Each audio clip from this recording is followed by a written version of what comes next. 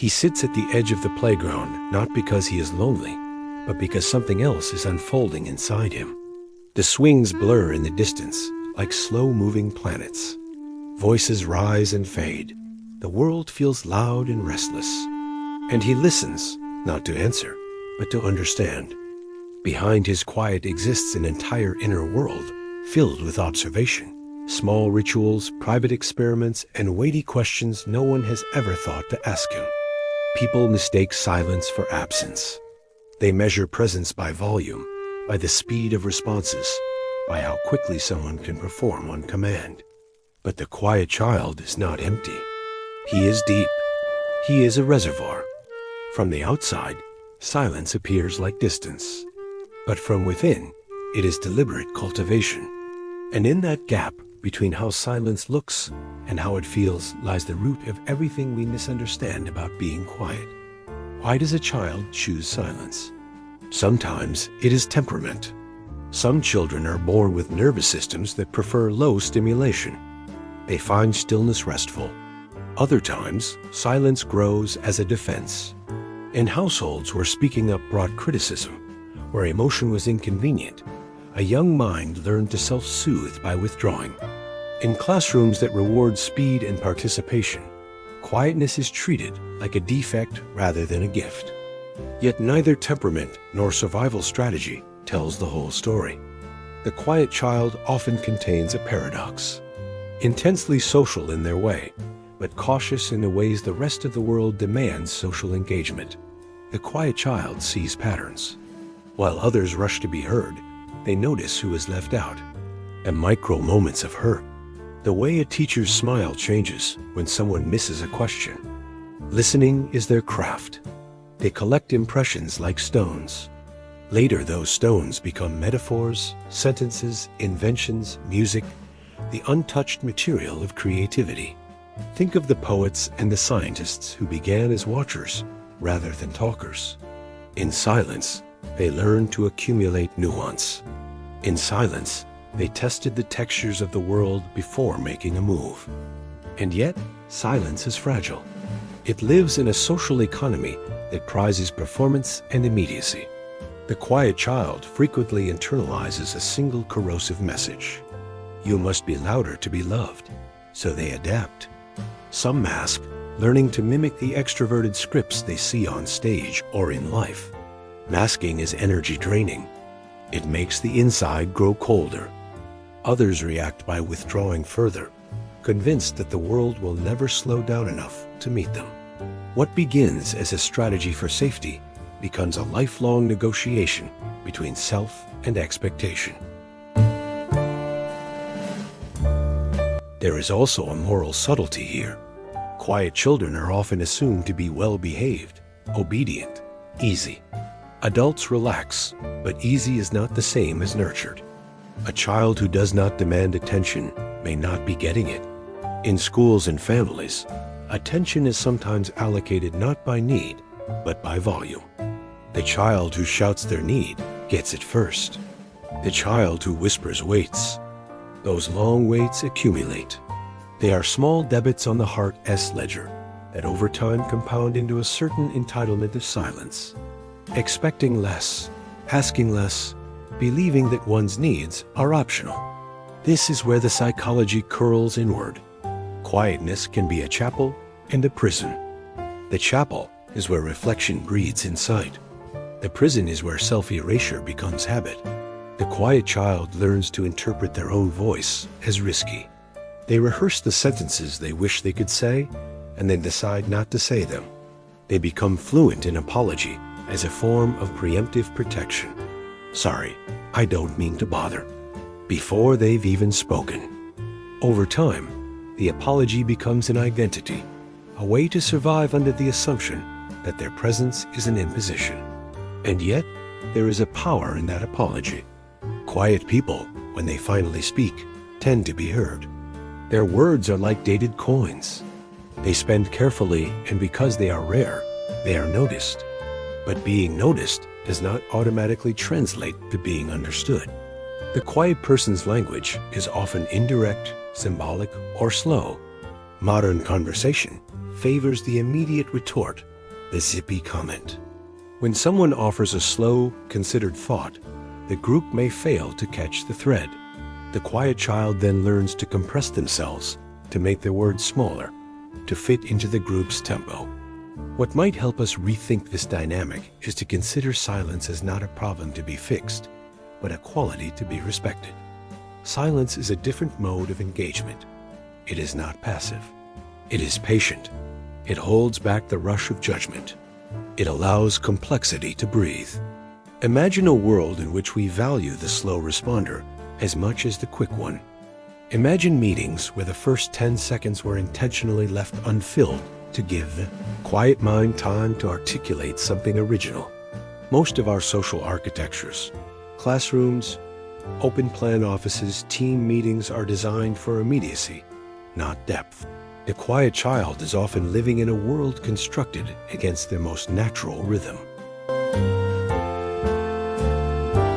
There is another dimension we must address, the pain of misfiring. The quiet child who internalizes messages becomes as hard on themselves as the world is silent toward them. They measure their value against the noise around them and find themselves wanting. They may assume that their introspection is a defect, that their long silences are a symptom of brokenness. In adolescence, as peers form identity around visibility, social media profiles, likes, shout-outs, the quiet teen can feel increasingly out of step. The interiority that once felt rich now appears like a liability. The covert self begins to seek permission to be seen. An unspoken, aching request that says, "You may look, but do you know what to see?" Sometimes the quiet child becomes an adult who exploits their own invisibility. They work in the background, take on supporting roles, and keep their ambition small. Not because they lack capability, but because they were never taught to take up space. And yet, in other cases, the quiet child's interior life becomes a fuel for leadership of a different kind. There is a leadership born of observation, a leader who listens first, who models patience, who sees the shy person in the room and makes space for them.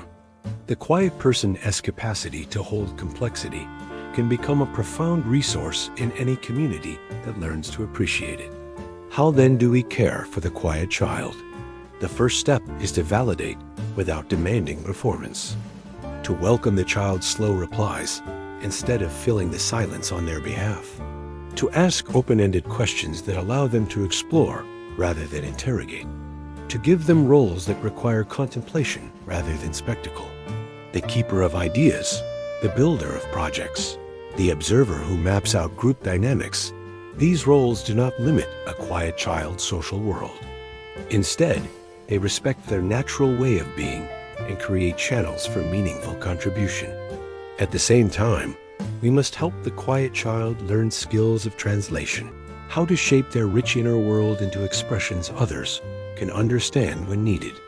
This is not about forcing them into extroversion. It is about offering tools, small rehearsals before social gatherings, simple templates for starting conversations, and signals they can use when they need time to respond. Picture teaching a child to say, "I'm processing, give me 5 minutes," as a normal part of social interaction. That 5-minute rule would transform how we regard the rhythm of thought and speech. There is a philosophical lesson here too. In an era that confuses speed for wisdom, quietness is a corrective. It reminds us that thought is not speech and listening is not silence. The quiet child is an invitation to slow down, to consider, to notice. Their presence asks a deeper question. What does it mean to be fully present without dominating? How do we design societies that reward depth rather than spectacle? Yet none of this eliminates the real vulnerabilities. The quiet child is more likely to be overlooked in evaluations, to be bypassed for leadership roles, to be misdiagnosed as disengaged. The stakes are high. Without conscious intervention, the quiet child can adopt a narrative of invisibility, a belief that their voice is not necessary, and that belief, once in place, can shape a life. At the edge of this conversation is a kind of quiet revolution waiting to happen. What if we reimagined classrooms, workplaces, and families so that the quiet voice had both protection and projection? What if the slow thinker was given the first chance to speak precisely because they need it most? What would happen if our cultural default were to assume depth instead of drama? These are not theoretical questions. They are practical ones, and the answers shape destinies. The child under the maple tree, the one who watches the swings and listens for the slow drum of meaning, can be guided into adulthood that recognizes their gift rather than punishes it. They can be taught to translate, to assert gently, to find companions who prefer conversation that unfolds, and to inhabit space without shouting.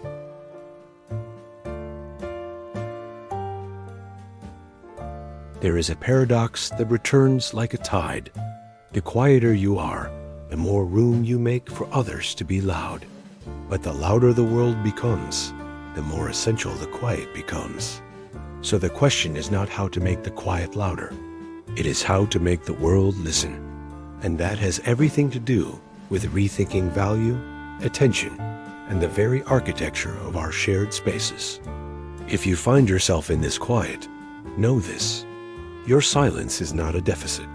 It is a malleable strength. It can be armor, prison, or sanctuary, depending on how you treat it. The path forward is not to erase the quiet, but to learn how to steward it, to let it be both refuge and instrument, both safe harbor and loudspeaker when necessary. There is a way for the quiet to teach the loud how to listen, and for the loud to teach the quiet how to be seen. The bridge between these modes is practice, patience, and the willingness to reshape the expectations we inherit. Stay with that thought for a moment. There is more to uncover. How the quiet translates into different adult archetypes, how silence intersects with creativity and leadership, and the practical rituals a quiet person can adopt to thrive without becoming someone they are not. Still, there's a hidden struggle in being the quiet one. He is constantly underestimated. Teachers overlook him for leadership roles. Friends forget to invite him to plans because they assume he wouldn't want to come. In group conversations, his ideas are ignored until someone else says the same thing louder, and suddenly it's brilliant. It's a strange kind of invisibility, one that can make you feel like you're both present and absent at the same time. And yet, in that invisibility, there is freedom. The quiet kid can move through life without the constant performance others feel trapped in. He can observe without being observed. He can learn without the pressure to constantly prove himself. This is why so many quiet kids develop rich inner lives. They have the space to think deeply, to feel deeply, to dream without interruption. But here's the paradox. The same silence that protects him can also isolate him. People can mistake his stillness for disinterest, his shyness for arrogance, his boundaries for walls. This misreading can cut deep, especially when you want to connect, but do and know how to bridge the gap between your inner world and the noise outside. And so many quiet kids live with a quiet ache, a longing for someone to understand without them having to explain. There's also a reason why so many quiet kids grow into thinkers, writers, artists, and innovators. They've spent years watching the world without constantly participating in it, which means they've had time to actually understand it. They know how people move when they think no one's watching. They see the flaws in the systems everyone else takes for granted. They recognize patterns before they become obvious. And in their own way, they begin to shape the world, not through noise, but through precision. Still, the quiet kid's journey isn't without danger. Silence can turn into self-erasure if it's born from fear instead of choice. If you've been told your voice doesn't matter enough times, you might start to believe it. If you've been dismissed every time you try to speak, you might stop trying altogether. And over time, the quiet kid might start to hide not just his voice, but parts of himself. But the truth is, quietness isn't about being less. It's about being more observant, more thoughtful, more intentional. The quiet child doesn't need to raise his voice to leave an impact. He doesn't have to stand in the spotlight to shape the room. Sometimes the strongest presence is the one that doesn't push to be heard, because real influence is not about loudness, it's about presence. And that may be the quiet child's greatest strength. While the world rushes to react, he is busy understanding. While others speak just to fill silence, he holds his words until they truly matter. In a world overflowing with noise, the one who can sit still and listen is the one who sees most clearly. Because the quiet child isn't only watching, he's studying. And one day, when the time is right, he will speak. And the world will regret not listening sooner.